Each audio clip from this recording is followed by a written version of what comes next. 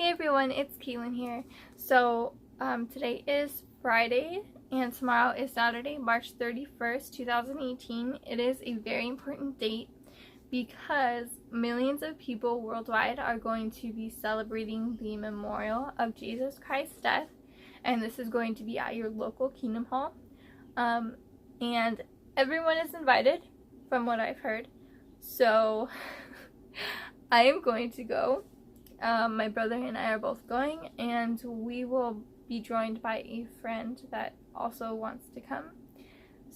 So we're not exactly going to be celebrating along with the witnesses, but we do have a very special message for them, and we hope that they will actually listen to us, unlike they have done in the past. But we did have a little problem. So with everything that happened last memorial season, I figured that with everything going on, the elders have probably been alerted that there may be apostates trying to, disrupt the meeting or the memorial or something. So the elders are going to be on high alert.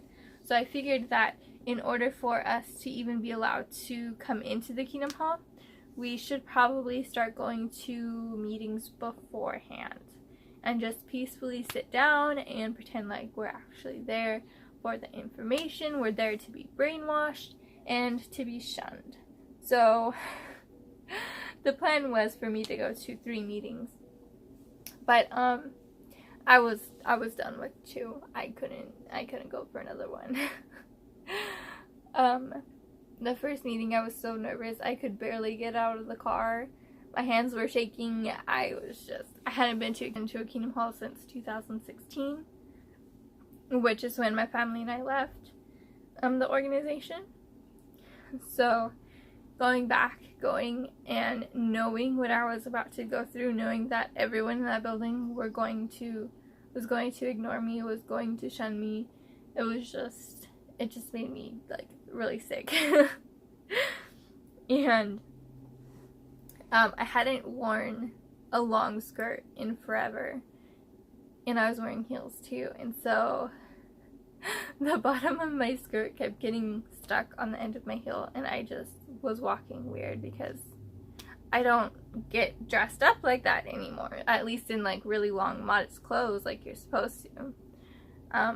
So the first meeting, nobody came up to me, nobody said anything. The only thing that happened was when I sat down in the very back, the first seat that I could find when I walked in the door, which it was the very first seat. When you walk through the door, it was right there because there were hardly any people there. There were maybe like 30 people. And I sat down, and an elder came up behind me and just handed me a watchtower. He didn't even look at me. Like, I turned back and I looked at him and I smiled, and he just kept looking straight to the speaker. He didn't even acknowledge me, but he gave me a watchtower, and I am thankful for that because the second meeting I went to, I stayed for the entire thing, for the watchtower setting and everything. And let me tell you, the brain washing was so real. It was crazy, and I will talk about that in another video. So this meeting that I went to, that was pretty much all that happened. The elder read a scripture at Proverbs 17:17 that talks about a true friend being there at all times, and I just thought how ironic that was, considering that all of these people made promises to me, promised to be there for me, to be my friend when I needed them, and they wouldn't look at me, they wouldn't acknowledge me or anything. So I just thought that that was pretty hypocritical of them, because most witnesses are very hypocritical. But yeah, so yeah, that's pretty much the highlights of my first meeting. And my second meeting, where I have a little bit more to add on that, which I will talk about next. What happened was I accidentally went to the special talk, which is really weird because, for my whole life it was always given after the memorial, not before. So I thought that was very interesting. And the other weird thing was that it wasn't given by a local elder. It was actually a pre-recorded video from the branch, It was a talk given by one of the assistants to the governing body. And basically the talk was just about who Jesus was and how we should get to know him. Basically your classic Sunday talk. So I really didn't notice anything that was super new or special about the way that or what they were saying.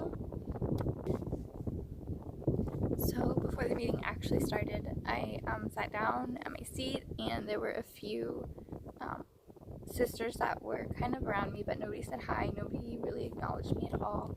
There were a couple smiles, and I would stare at them. Like, I stare people down sometimes, especially the JWs, because I am kind of like forcing them to acknowledge me in a way.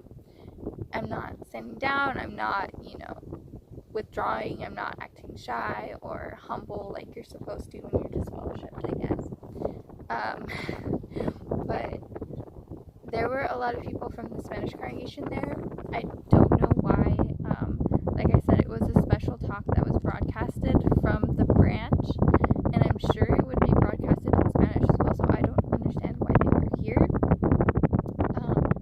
But the sister, she probably, either she didn't know that I was disfellowshipped or she didn't recognize me,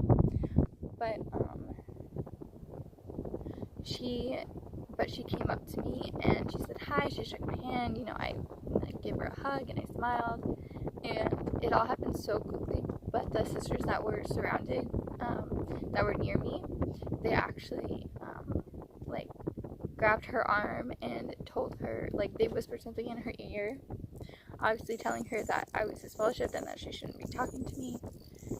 And then that sister kind of half smiled and then just backed away slowly. Oops, what did I do,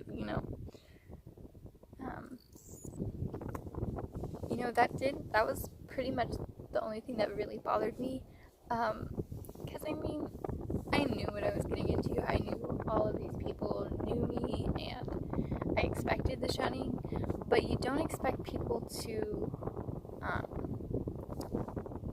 but you don't really expect people to treat you that way right in front of you, to go and tell them that they shouldn't be talking to you.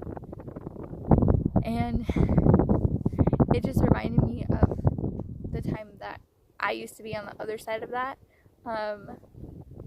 It reminded me of the situation where there's this older man and he was disfellowshipped. I don't know for what or for how long or anything, but he was disfellowshipped, and he came up to me and he started talking to me, and I wasn't going to tell him off or just ignore him, because he was nice and he was just having a normal conversation, and honestly I don't remember if I knew that he was disfellowshipped or not.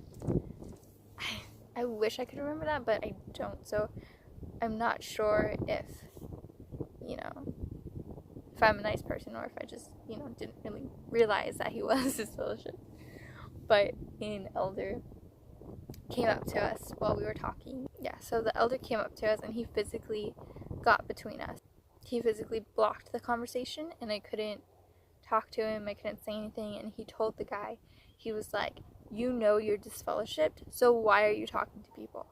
And the poor guy was just bowed his head in shame and was just wow. And I don't know, I always remembered that, and being on the other side of it now, being the disfellowship person, it changes things, definitely. You realize how crazy that is and how rude and terrible how terrible that whole situation is, and there's not much that we can do about it except stand our ground. But I wasn't planning on standing my ground at this meeting because of the plan of getting to the memorial and trying to help other people. So that was a long story, but basically I stayed for the whole meeting. So I stayed for the watchtower, and the watchtower was where it was really hard for me. There were times where I felt like I was going to throw up, I couldn't believe the brainwashing that was going on. It was just crazy, you think about it. I haven't really been to a meeting since I've been awake, and it's definitely just reinforces your desire to never go back again. And yeah, so basically it was also kind of it was also hard for me too, because I used to comment a lot during the watchtower, because a lot of people would not raise their hand. There weren't too many people that were commenters. I mean, usually our meeting probably had 60 people on a Sunday, maybe, if that. There were other times where it was 30 and 40. So me and my family, the kids, we would all comment, raise our hands. Like, there was one meeting I think I commented like 10 times. It was insane, because just the lack of participation in the meeting is just outrageous.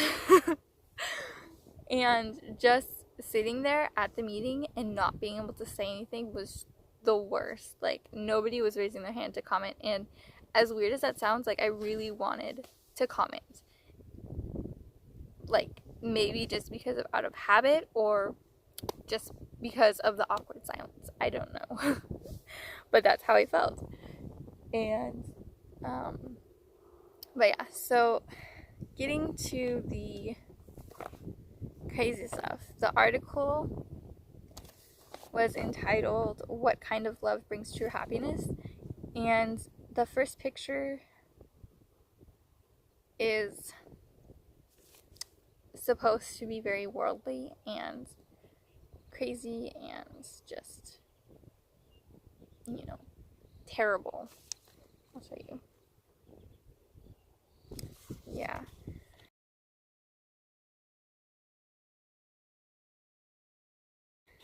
So this first picture, it's a girl looking in her mirror,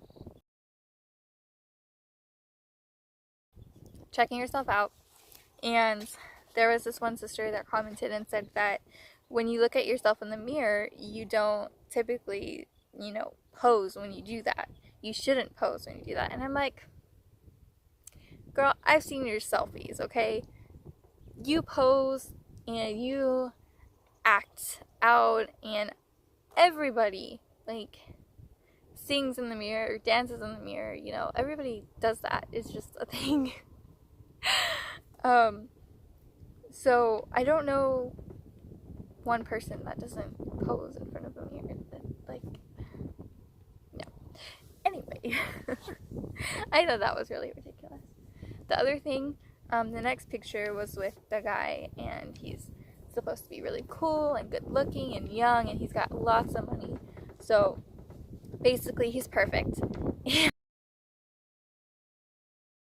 And they were commenting about how, he's not going to be able to keep his money, he's not going to, be able to keep his good looks, he's going to get old, and then all of that is going to be gone. And then a brother commented and said that he had a Rolex watch on. And in my mind, I am just thinking, like, what does that remind me of,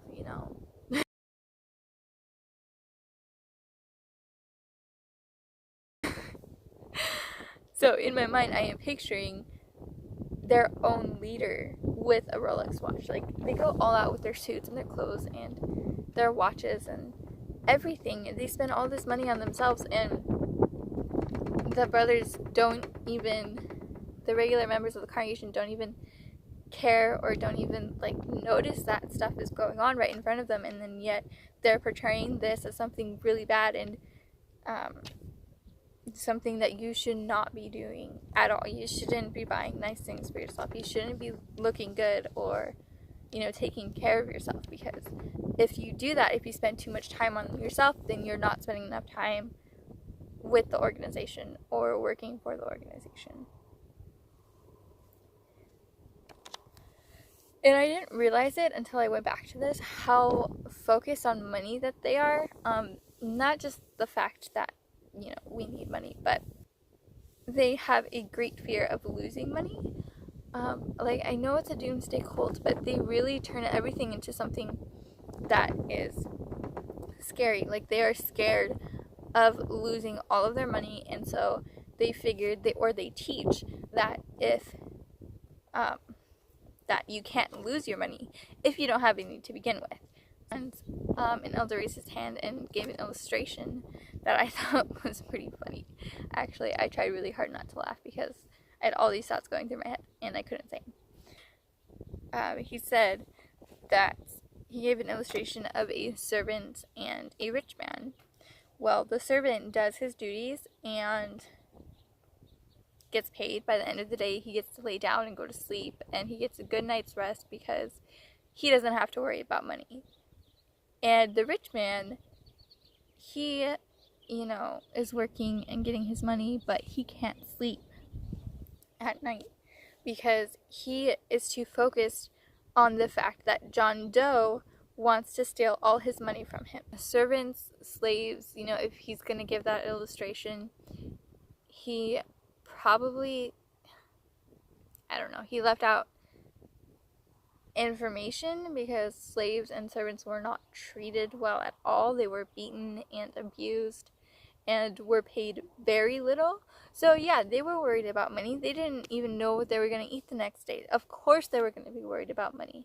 I mean, the rich man, I'm sure, had enough money to be confident in his money, I guess. And, I'm pretty sure that people that are well off, people that do have money, they're not constantly concerned with the fact that people are going to try and steal from them. I don't think that's a thing in the real world.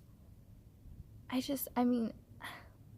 personally don't really know super rich people, so I can't, say or speak for them, but, celebrities and all of those popular people, I got 1, 2, 3, 4, 5, 6, 7, 8 M's in my bank account. In my bank account. In my bank account. Don't think that they are concerned that people are going to steal their money overnight. I don't know if that's a thing, but what do I know? Okay, so the weirdest thing just happened. I had to pause the video because a JW sister from the Spanish came up and she was walking down here, and thank goodness I stopped talking before because I don't want anybody knowing the plan or that I'm talking bad about Lindsay right now, because I'm supposed to be going to a meeting and being a good girl, so yeah. So I was talking I was going to talk about the third picture on the first page of the Watchtower.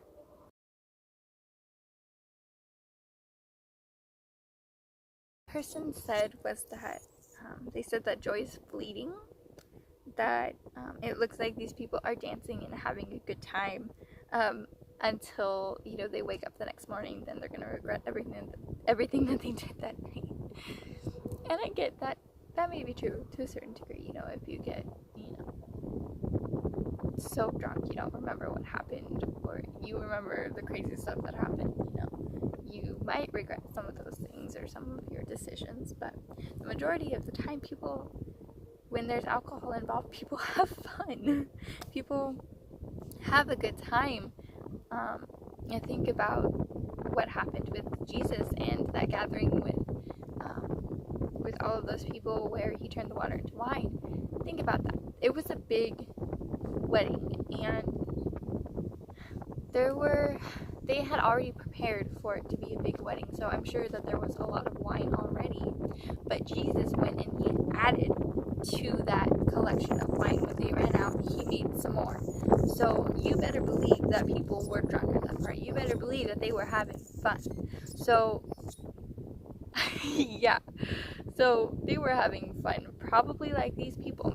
I'm sure that they were having a good time too, but just because that they're having a good time automatically assumes to the JW brothers and sisters who commented that they are engaged in immorality and drugs, and they are over drinking, and they're dancing in revealing ways, so they're obviously all going to sleep with each other later on. So yeah.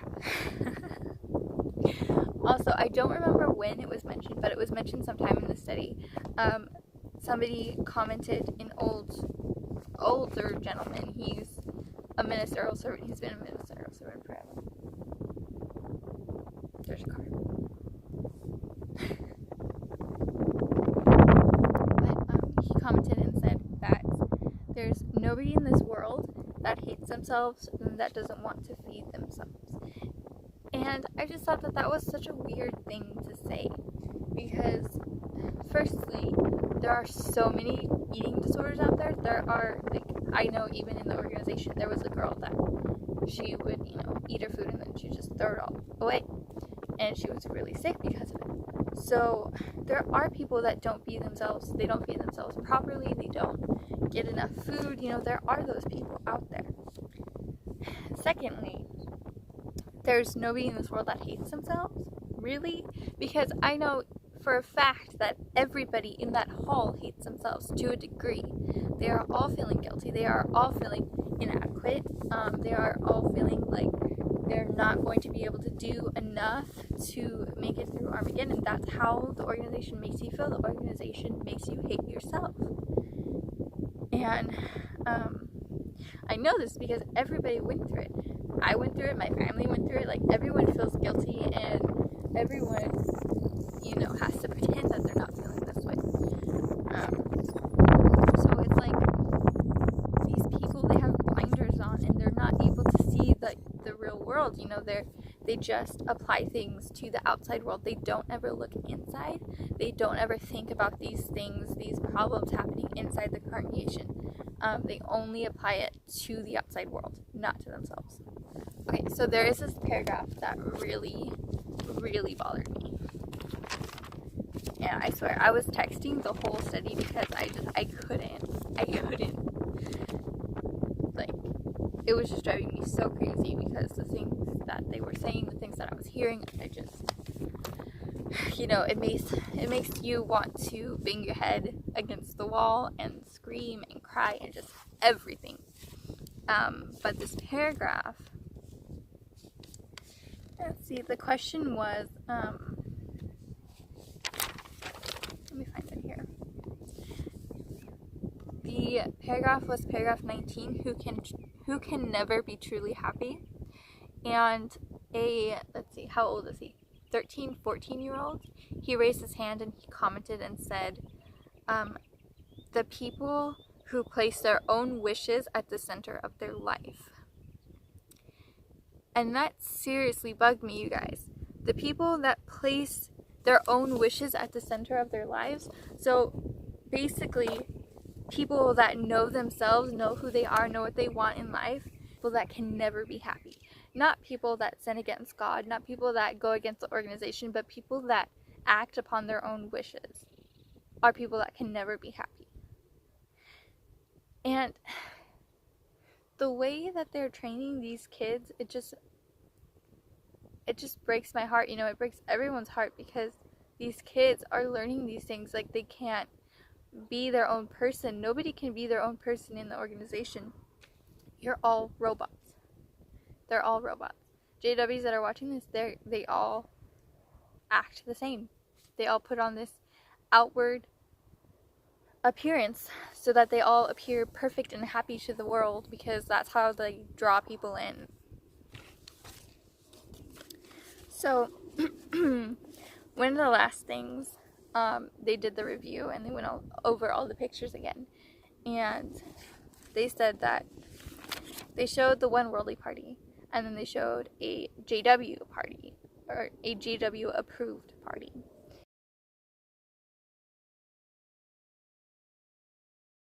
And the elder conducting the study asked, if you invited Jesus to this party, would he accept the RSVP or would he decline it? And he asked that question for the worldly party, and then he asked it again for the JW approved party.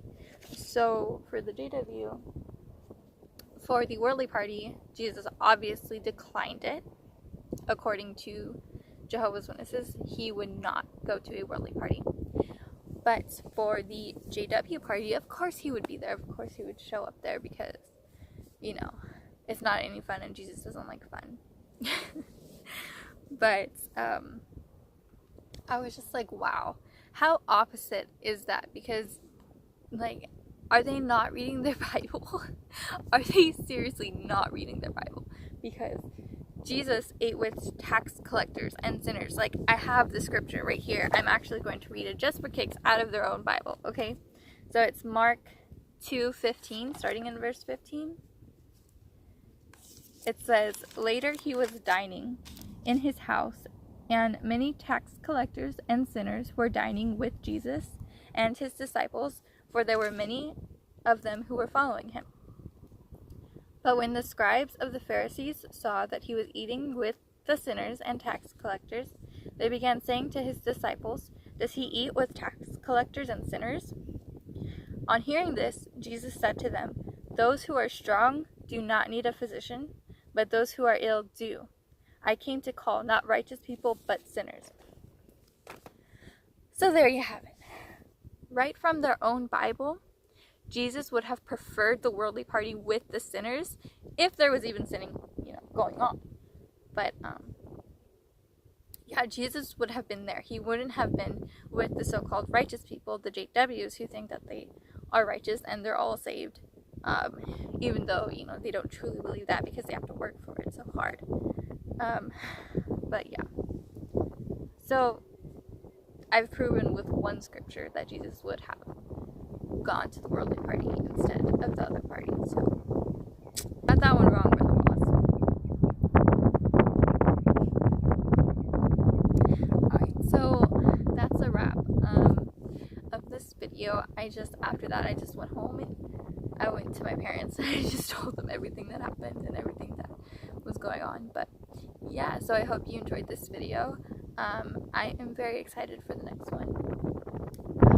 Yeah, the memorial is on Saturday, so just getting ready, preparing what we're going to say, and all of that fun stuff. But yeah, so I will let you guys go. You guys have a good day, and I will see you soon. Bye.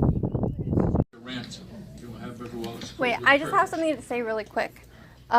You guys, I don't know, I don't understand how you guys can sit here and say that you know who Jesus is, but you are actually rejecting him by not drinking the wine.